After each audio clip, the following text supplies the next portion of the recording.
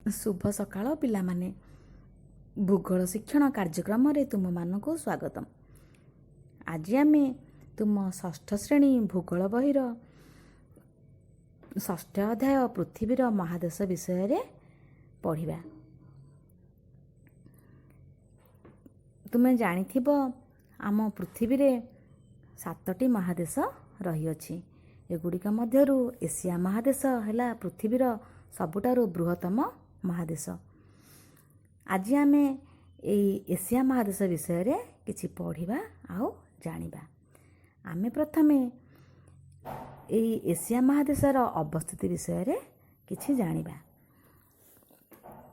Asia महादेश क्षेत्रफल और जनसंख्या दृष्टि पृथ्वीर बृहत्तम महादेश।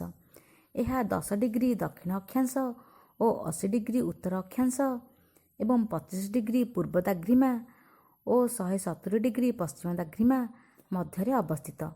तेणु एही महादेशर अधिकांश पूर्व गोलार्धरे अवस्थित।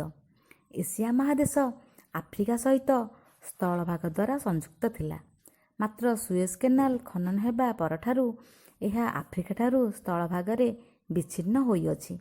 एहार उत्तर रे सुमेरु महासागर, पूर्व रे प्रशांत महासागर, दक्षिण रे भारत महासागर, दक्षिण पश्चिम रे आफ्रिका महादेश एवं पश्चिम रे यूरोप महादेश अवस्थित। एबे आमे एहार प्राकृतिक विभाग विषय रे जानिबा।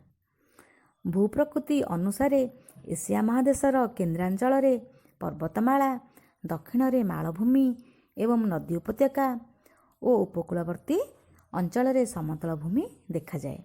यह व्यतीत यहाकु लागी रहिथिबा महासागर और उपसागर रे केतेगुड़िए द्वीपपुंज अवस्थित। एही महादेशर केन्द्र भाग रे अवस्थित पामीर मालभूमि पृथ्वीर उच्चतम मालभूमि। यहाकु मध्य पृथ्वीर छात कुहा जाए। यहाकु पामीर ग्रंथि कुहा जाए कारण एथिरु उत्तर को डिएनशान, आल्टाई, स्थानोभेई प्रभृति पर्वतमाला, उत्तर पूर्व को काराकोरम और क्यूनिलुन पर्वतमाला, पूर्व को हिमालय पर्वतमाला और दक्षिण पश्चिम को हिंदुकुश पर्वतमाला विस्तृत। पृथ्वीर सर्वोच्च शृंगगुड़िक मध्यरु एभरेस्ट शृंग हिमालय पर्वतरे एवं K2 किंबा गडविन ऑस्टिन काराकोरम पर्वत उपरे अवस्थित। तापरे केउ केउ नदी एशिया महादेश रे प्रभावित होइछि। अनेक नदी एशिया महादेशर विभिन्न दिगरे प्रभावित होई प्रशांत महासागर, भारत महासागर एवं सुमेरु महासागर रे पड़िछन्ति।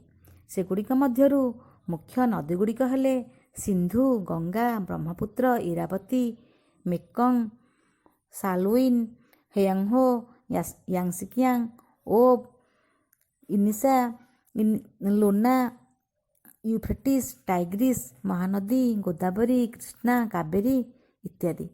अधिकांश नदीगुड़िकर उपत्यका और त्रिकोणभूमि अंचल शस्यश्यामला और घन जनबसति परिपूर्ण। एबे आमे एहार जलवायु संबंध में जानिबा। एशिया महादेशर जलवायु एहार विशाल आकार, विस्तृति एवं भूप्रकृति द्वारा प्रभावित। शीत ऋतु रे एहार आभ्यंतरीण अंचल रे भीषण शीत पड़े। तापमात्रा हिमांक निम्न को चली जाए। एशियार दक्षिणांश विषुवरेखा एवं कर्कट क्रांति निकट रे थिबारु ग्रीष्म ऋतु रे एही अंचल रे भीषण गरम पड़े। ग्रीष्म ऋतु रे एहार अधिकांश भाग मौसुमी वायु द्वारा वृष्टिपात हुए। पूर्व सूचित भौगोलिक कारण जोगु अत्यधिक तापमात्रा, अधिक वृष्टि, निम्न तापमात्रा, वृष्टिहीन अंचल इत्यादि एशिया महादेशर विभिन्न अंशरे देखा जाइଥାଏ। वृष्टिहीन अंचल रे देखा जाउथबा मरुभूमि मध्यरु अनेक मरुभूमि हेला आरब मरुभूमि, थर मरुभूमि, गोबी मरुभूमि इत्यादि उल्लेखयोग्य। विभिन्न धर्मावलंबी, विभिन्न भाषाभाषी और वेश पोशाक पिंधुथिबा लोक एशिया महादेश रे बास करिथांती। तेणु एशिया को एक वैचित्र्यमय महादेश कहा जाए। एतिकी थाउ आ बाकी पर अध्याय रे पढ़िबा। धन्यवाद।